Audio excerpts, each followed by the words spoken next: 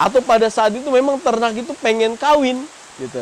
Tapi tanda-tanda ada namanya kalau di domba biasanya jarang terjadi, pada kambing itu dia birahinya itu tidak keluar gitu, tidak nampak. Karena biasanya kekurangan nutrisi, kemudian vitamin, mineral. Kalau kambing itu kan, kalau birahi jelas banget dia.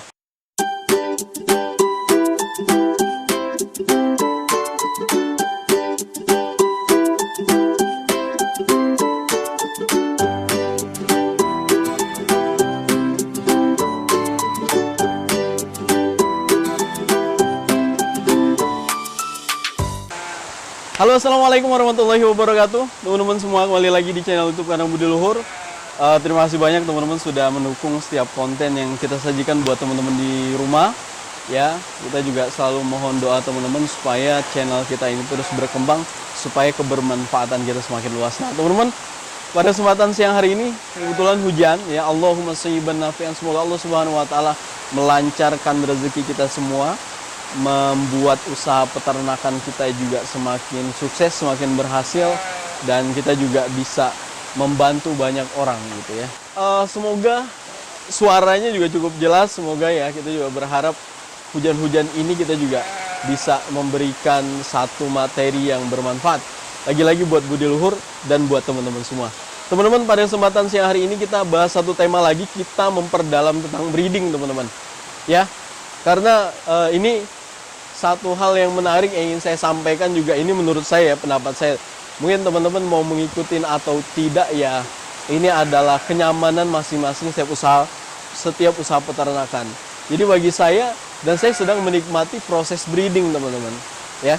Karena di dalam proses breeding saya juga bisa fattening gitu, tanpa saya harus mencari di mana saya harus membeli bakalan gitu ya, suplai bakalannya di mana gitu ya.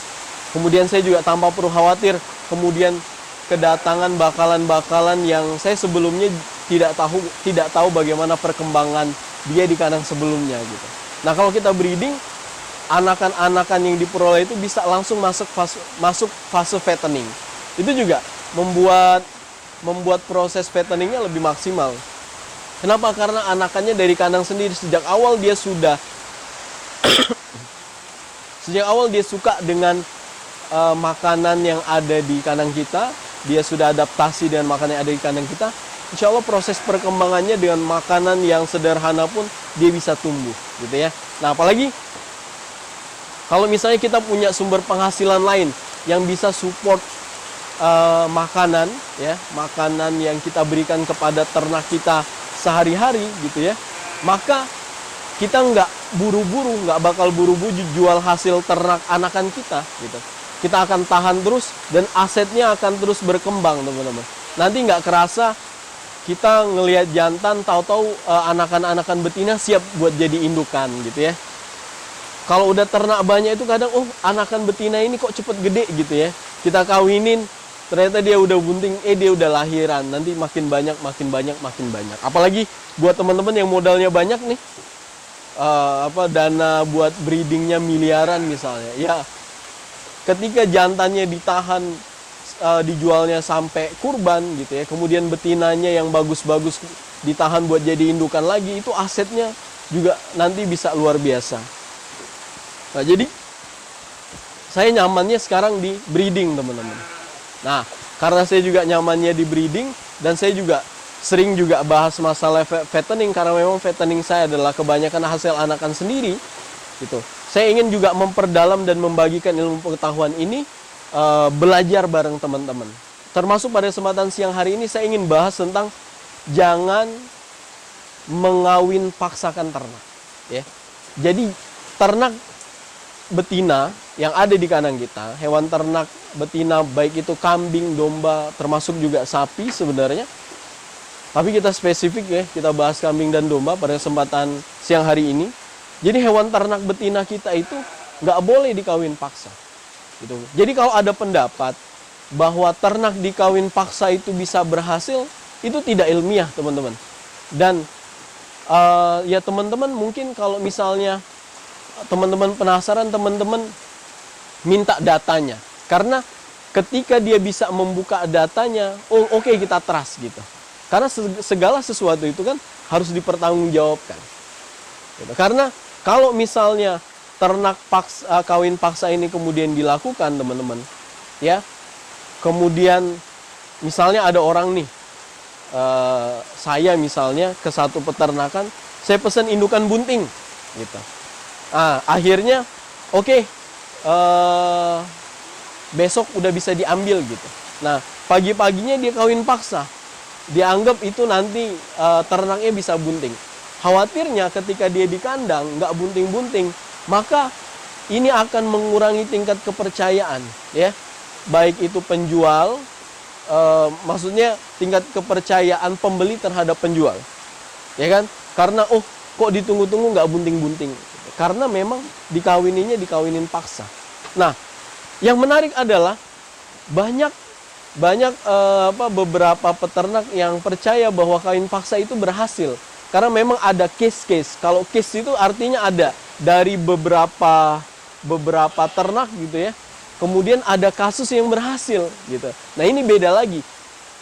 Ketika memang data yang menunjukkan lebih banyak yang gagal daripada yang berhasil, boleh jadi yang berhasil itu kebetulan pas gitu ya. Pas bahwa ternak itu mendekati siklus estrus atau siklus birahi, teman-teman. Nah, jadi atau pada saat itu memang ternak itu pengen kawin gitu. Tapi tanda-tanda ada namanya kalau di domba biasanya jarang terjadi, pada kambing itu dia birahinya itu tidak keluar gitu, tidak nampak. Karena biasanya kekurangan nutrisi, kemudian vitamin, mineral. Kalau kambing itu kan, kalau birahi jelas banget dia bengak-bengok ya, teriak-teriak, berisik banget lah kalau kambing ya. Kemudian ya kalau aspek lain, abang abu anget itu ya, keluar cairan dari vulva atau vagina dari ternak betina itu. Kemudian dia juga nanti vaginanya itu kemudian dia abang gitu ya, seperti kemerah-merahan gitu ya. Kemudian dia agak keabu-abuan dan panas atau anget gitu ya. Nah, itu satu hal yang kita sudah tradisi masyarakat yang ada di Jawa misalnya sudah mengetahui itu, khususnya pada kambing dan sapi gitu. Nah, balik lagi tadi pada kambing, biasanya memang ada ternak-ternak yang dia birahinya itu tidak begitu nampak gitu ya. Nah, tetapi ketika kemudian birahi itu tidak nampak, kemudian dikawin paksakan, ya boleh jadi pada case-case tertentu, pada kejadian-kejadian tertentu dia bisa berhasil, teman-teman. Tapi itu nggak bisa dijadiin salah satu dasar gitu bahwa kawin paksa itu bisa berhasil, nggak bisa. Kalau misalnya memang kawin paksa itu berhasil, maka sampelnya harus mendukung gitu. Jadi misalnya sampelnya 10 ternak di kawin paksa, berapa yang berhasil? Kemudian itu ditulis itu dalam bentuk tulisan dan bisa dipertanggungjawabkan. Dasar-dasarnya jelas. Nah, teman-teman, balik lagi tadi. Bahwa mengawin paksakan ternak itu nggak bisa, nggak ilmiah. Karena memang ternak ini, ya, ternak betina, hewan-hewan domba-domba betina ini, dia ada namanya siklus estrus atau siklus birahi. Nah, ini biasanya berlangsung selama, kalau kambing domba ini dia biasanya di angka 17 ya, 18 hari, teman-teman. Dan dia berulang karena memang prosesnya ini terdiri dari 4 tahapan. Pertama adalah proestrus. Proestrus ini adalah proses dia sebelum masuk ke fase estrus. Jadi fase persiapan.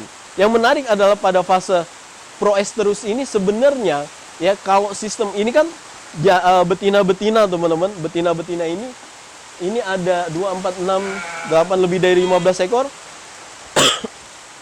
Itu juga dikawinin sama Afghanistan di kandang budi luhur. Nah, yang menarik adalah pada fase proestrus ini dia persiapan dia terjadinya 1 sampai 2 hari sebelum estrus, teman-teman. Nah, yang menarik adalah sebenarnya jantan itu udah tahu gitu, siapa nih besok yang mau dikawinin gitu. Kalau ternaknya itu ya, kalau jantannya itu rakus betul ya, nutrisinya bagus, kemudian dia dirawat baik-baik ya, nasi makannya kemudian cukup, kebutuhan dasar protein, karbohidrat, serat, vitamin, mineralnya standar buat kebutuhan hidup dia cukup, maka dia akan gairah kawinnya itu kan muncul gitu. Dia udah tahu. Makanya kadang kita ngelihat jantan itu akan mendekati betina meskipun betina itu di hari-hari di hari-hari sebelumnya itu lari-lari dulu. Gitu. Misalnya ya, domba ini, domba berkalu kepala hitam ini, dia besok mau estrus nih. Hari ini tuh jantan itu udah deketin, udah mepet-mepet. Betina ini lari dulu, gitu. Nah itu namanya fase proestrus. Nah kalau secara kajian reproduksinya gitu ya, kita nggak bakal bahas dalam, tapi sebagai pengetahuan aja, ini yang bekerja adalah hormon FSH, follicle stimulating hormone, gitu. Nah teman-teman, pada fase ini produksi folikel itu meningkat, gitu ya. Nah, folikel ini kalau teman-teman cari ya, pengertian folikel ini, dia seperti cairan ya, yang menghasilkan, yang nanti akan menghasilkan sel telur, teman-teman. Nah, jadi yang bekerja duluan adalah hormon FSH, gitu, follicle stimulating hormone. Yang menarik dari proses ini memang FSH ini sebagai stimulan ya, memberikan stimulan awal sebelum nanti masuk ada juga hormon LH nanti yang bekerja, teman-teman. FSH dan LH ini nanti gantian gitu. Nah, kalau LH ini adalah hormon luteinizing hormone gitu ya. Nah, hormon ini yang dia menghasilkan estrogen di dalam proses reproduksi ternak, teman-teman. Nah, jadi kalau hormon progesteron itu yang dia menjaga ternaknya itu supaya nggak birahi. Kalau estrogen ya, tadi FSH menghasilkan banyak folikel di dalam ovarium untuk menghasilkan sel telur tadi. Kemudian bersamaan dengan hormon LH, ternak ini juga akan menghasilkan estrogen. Estrogen ini akan masuk pada fase selanjutnya, itu masa estrus atau masa birahi, teman-teman. Nah, estrogen ini dia kadarnya semakin meningkat. Itulah nanti sel telurnya terlepas. Pada saat birahi inilah ternak itu bisa dilihat secara fisik, teman-teman. Ya, balik lagi tadi di muka saya sudah jelasin. Jadi ketika ternak ini birahi, kalau pada domba dia akan mengeluarkan cairan lendir, ya, mukosa ya, cairan lendir yang dia bening, transparan, kental gitu ya. Nah, tanda-tanda fisik ini sebagai tanda bahwa ternak itu hari itu masuk pada fase estrus atau birahi, teman-teman. Kalau ciri lainnya biasanya kalau pada domba kebalikan dari kambing ya, berdasarkan praktik kita di lapangan gitu. Kalau kambing kan dia benar-benar teriak-teriak, teman-teman. Dia deketin jantan, dia teriak-teriak, dia pengen dinaikin. Kalau domba dia lebih soft lah. Dia diam tapi dia deketin jantan. Dia kayak minta kawin gitulah. Dia ngibas-ngibasin ekor. Kambing juga sama.